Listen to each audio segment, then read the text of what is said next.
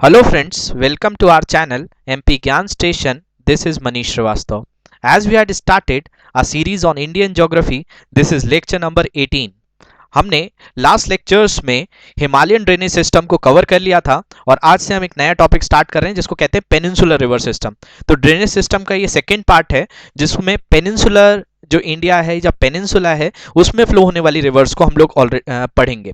हम already 17 lectures cover कर चुके हैं। जो भी अभी फर्स्ट टाइम देख रहे हैं इस लेक्चर को वो जाके प्लेलिस्ट में सभी लेक्चर्स देख सकते हैं। हमने ऑलरेडी सभी लेक्चर्स को जो इंडियन ज्योग्राफी के पॉइंट ऑफ व्यू से सभी को डिटेल में कवर किया है और इसके अलावा करंट अफेयर्स और इंडियन पॉलिटी पे भी हमारी सीरीज आ रही है, तो उन लेक्चर्स को भी आप गो थ्रू कर सकते हैं। तो ये 18th लेक्चर है इंडियन ज्योग्राफी का। तो let's start with our lecture on peninsular river system. तो पेनिनसुलर रिवर सिस्टम क्या है? तो जो हमारे इंडिया का पेनिनसुला है वहां जो रिवर फ्लो होती है उस रिवर सिस्टम को क्या कहते हैं? पेनिनसुलर रिवर सिस्टम कहते हैं। तो peninsular rivers are much older than the Himalayan rivers. और ये कैसी हैं? ये हिमालयन रिवर्स से भी बहुत पुरानी है, क्योंकि हिमालय की मैंने जो एज बताई थी वो 65 से 11 मिलियन ईयर्स पहले बताई थी और आप पेनिनसुला की एज पढ़ते हैं कि 4.5 बिलियन ईयर्स पहले। तो मतलब इस पर जो रिवर्स थी उनका फॉर्मेशन उससे भी पहले हो गया था। तो जितनी भी पेनिनसुलर रिवर्स हैं वो much older than the Himalayan reverse हैं जो कि डिस्कॉर्डेंट होती है। ये वर्ड डिस्कॉर्डेंट आपको मिलेगा, इसका मीनिंग मैं समझा देता हूं कि डिस्कॉर्डेंट का मतलब होता है कि बेसिकली कभी कोई रिवर फ्लो हो रही होती है तो उसकी का जो ओरिजिनल पाथ होता है उसके अगर बीच में कोई चीज भी आ जाती है तो वो उसी पाथ पे फॉलो होती रहती है, उसी पे इरोजन करती है, उसी में जो है अपना डायरेक्शन चेंज नहीं करती है, उसको डिस्कॉर्डेंट कहा जाता है। तो हिमालयन रिवर्स जो है ऐसे भी माउंटेनियस रीजन से जो है अराइज होती है तो डिस्कॉर्डेंट है वो। इसके अलावा they are non perennial rivers with a maximum discharge in the rainy season. अब जो पेरिनियल रिवर्स होती हैं वो उनको कहा जाता है जिन रिवर्स के अंदर पूरे साल भर पानी रहता है उसको कहा जाता है पेरिनियल रिवर्स। मतलब पेरिनियल रिवर्स जो होती हैं जो स्नो से भी वाटर सैचुरेट करती हैं, इसके अलावा रेन से भी सैचुरेट करती हैं। लेकिन पेनिनसुलर रिवर जो है आपको कोई स्नोफॉल या किसी भी तरह से किसी ग्लेशियर से मेल्ट होकर ये रिवर्स नहीं बन रही हैं। तो वहां से एक फैक्ट आपको ये याद रखना है कि they are non perennial rivers. तो नॉन पेरिनियल रिवर्स जो होती हैं वो सीजनल रिवर्स होती हैं जो किस पे डिपेंडेंट रहती हैं?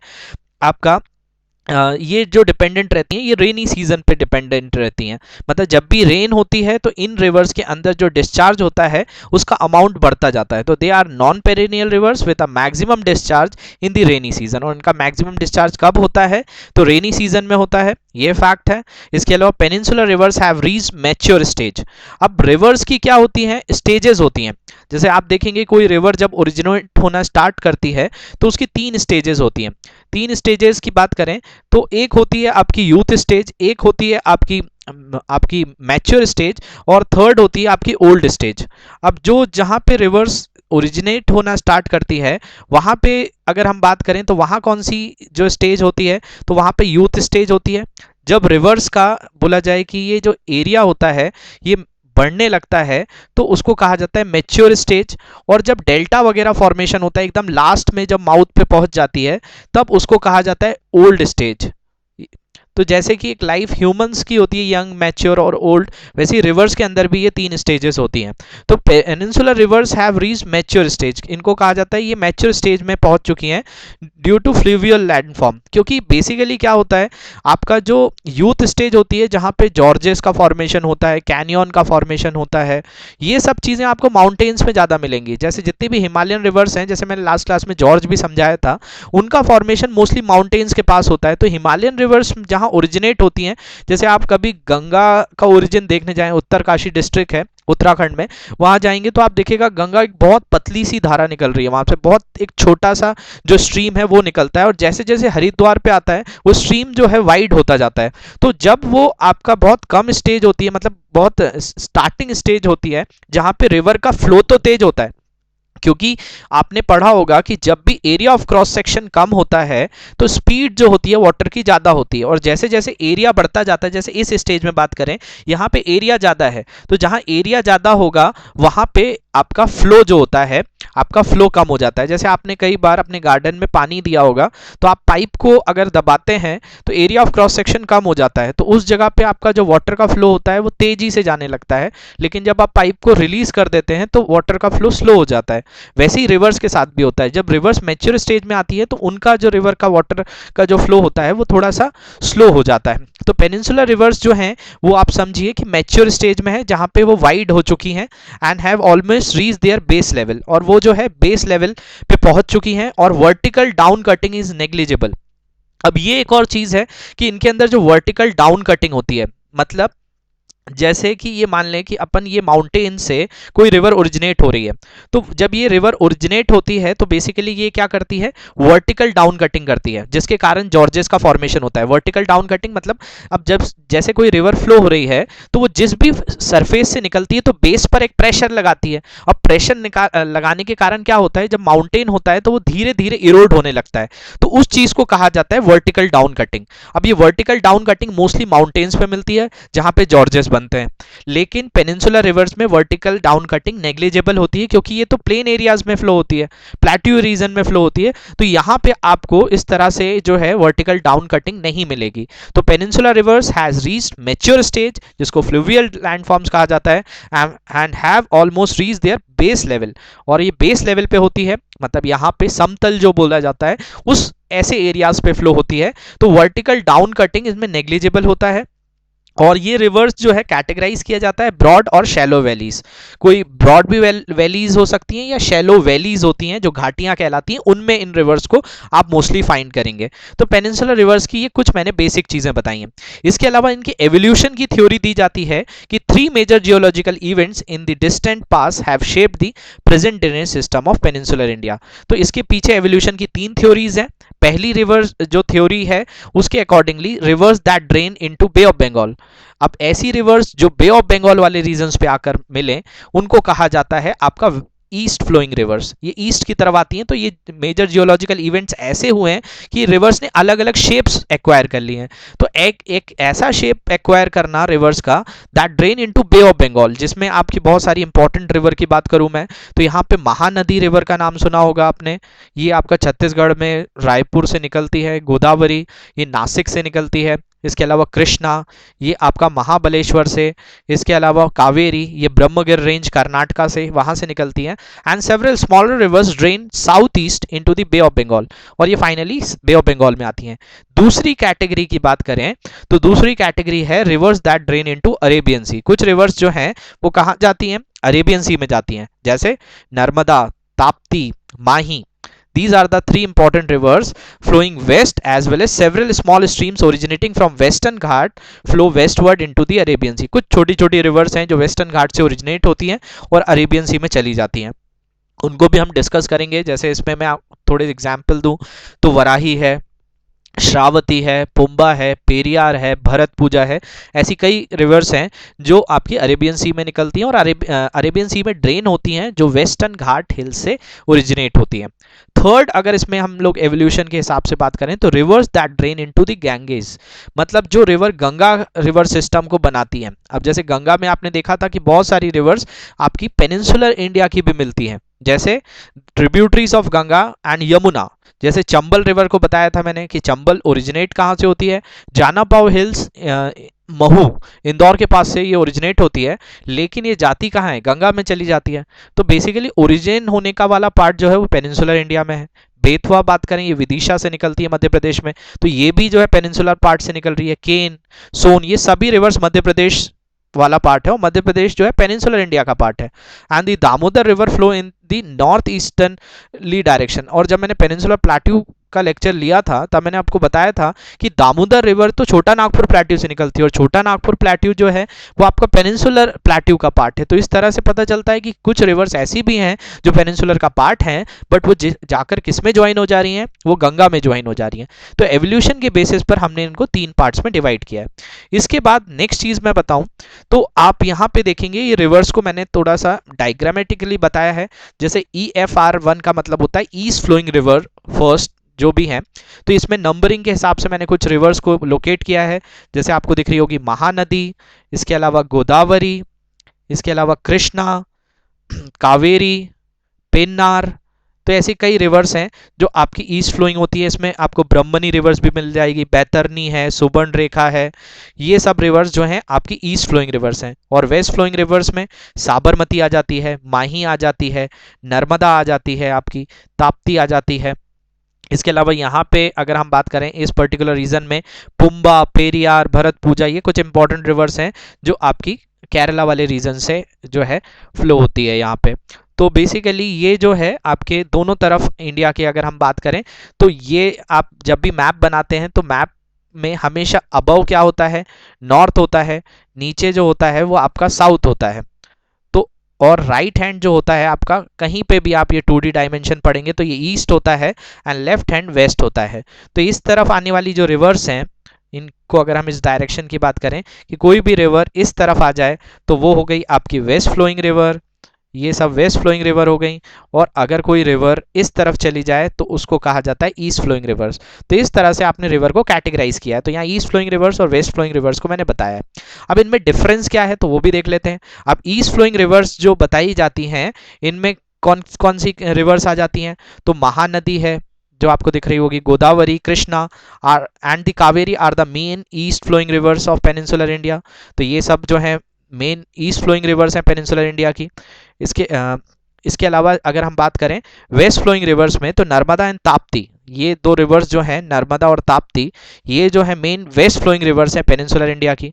इसके अलावा ईस्ट फ्लोइंग रिवर्स कहाँ ड्रेन होती हैं तो बे ऑफ बंगाल में ड्रेन होती हैं। और ये कहाँ ड्रेन होती हैं तो ये अरेबियन सी में ड्रेन होती हैं वेस्ट फ्लोइंग रिवर्स। फिर थर्ड डिफरेंस बात करें तो these reverse make delta eight their mouth, ये क्या बनाती हैं, डेल्टास का फॉर्मेशन करती हैं।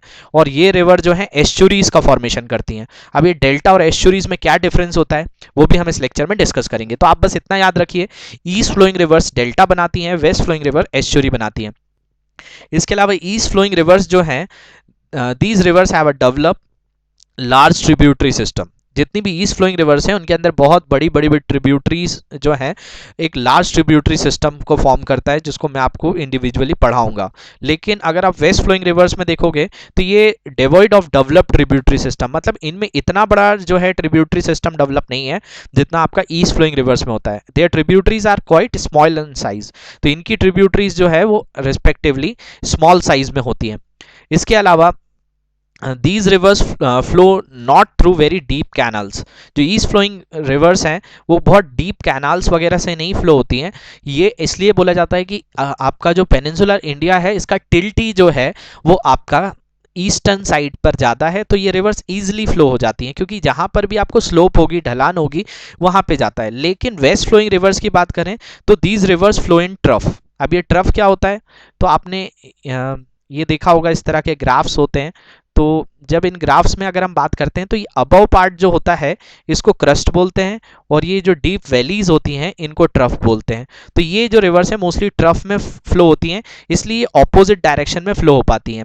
मतलब जैसे कि आप माने कि आपका पेनिनसुलर जो प्लेट्यू है उसका टिल्ट जो है, उसकी ढलान ईस्टर्न साइड ज़्यादा है, लेकिन ये रिवर्स कुछ ऐसी हैं जो वेस्ट साइड भी फ्लो हो पा रही हैं। तो वो कैसे फ्लो हो पा रही हैं, वो कुछ वैलीज का फॉर्मेशन बन जाता है, उन वैलीज के थ्रू ये रिवर्स पास आउट होती हैं। तो ये जो है ईस्ट फ्लोइंग रिवर्स और वेस्ट फ्लोइंग रिवर्स के बीच में डिफरेंस मैंने आपको बताया।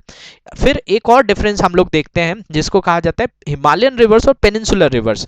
हमने लास्ट क्लास में हिमालयन रिवर्स कवर कर ली थी, आज हम पेनिनसुलर रिवर्स कवर कर रहे हैं, तो हम इनमें एक डिफरेंस पढ़ लेते हैं।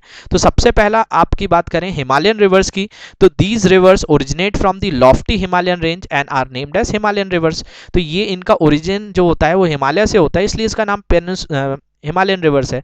और पेनिनसुलर रिवर सिस्टम की बात करें तो these river originate in the peninsular plateau and named as peninsular rivers. ये पेनिनसुलर प्लेट्यू से ओरिजिनेट होती है इसलिए इनका नाम पेनिनसुलर रिवर्स है।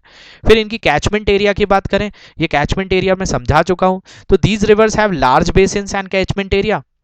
The total basin area of Indus, Ganga and Brahmaputra is 11.78, 8.61 and 5.8 lakh square kilometre respectively. तो इतना बड़ा बड़ा एरिया है, मतलब इतने बड़े एरिया को कवर करता है आपका हिमालयन रिवर सिस्टम। लेकिन कंपैरेटिवली पेनिनसुलर रिवर सिस्टम की बात करें तो they have small basins. Godavari has the largest basin जिसका 3.12 लाख स्क्वायर किलोमीटर है, which is less than 1/3 basin of the Indus. तो इंडस से 1/3 कम है। इसके अलावा वैलीज की बात करें तो Himalayan reverse flow through deep V shaped valleys. अब ये वी शेप्ड वैलीज क्या होती हैं, तो आपका दोनों तरफ माउंटेन होना और इसके बीच में से रिवर्स का फ्लो होना।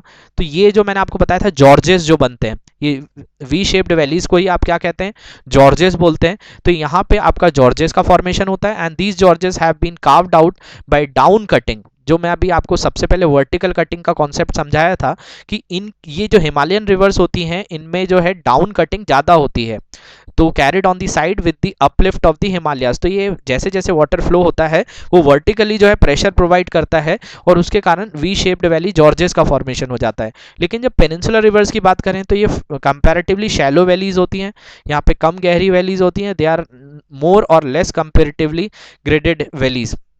तो यहाँ पे ऐसा बहुत ज़्यादा डीप कटिंग नहीं होती है। These rivers have little erosional activity to perform. इनके अंदर बहुत लिटिल जो है इरोजन होता है, लेकिन इन रिवर्स के अंदर ज़्यादा इरोजन होता है। ड्रेनेज टाइप की बात करें तो एंटीसीडेंट ड्रेनेज है यहाँ पे, मतलब ये जो है आपका एंटीसीडेंट का मतलब होता है कि ओल्डर देन हिमालयाज जो है, ये मतलब उनसे पहले फॉर्म होने वाले जो है ड्रेनेज टाइप हैं। और ये जो एग्जाम्पल है कॉन्सिक्वेंट ड्रेनेज। कॉन्सिक्वेंट ड्रेनेज का मतलब होता है कि जहाँ पे उनको फ्लो मिलता है उस हिसाब से ये फॉर्म हुए हैं। और एंटीसीडेंट का मतलब है कि हिमालयाज के फॉर्म होने के बाद उनकी डायरेक्शन में चेंज हो गया है।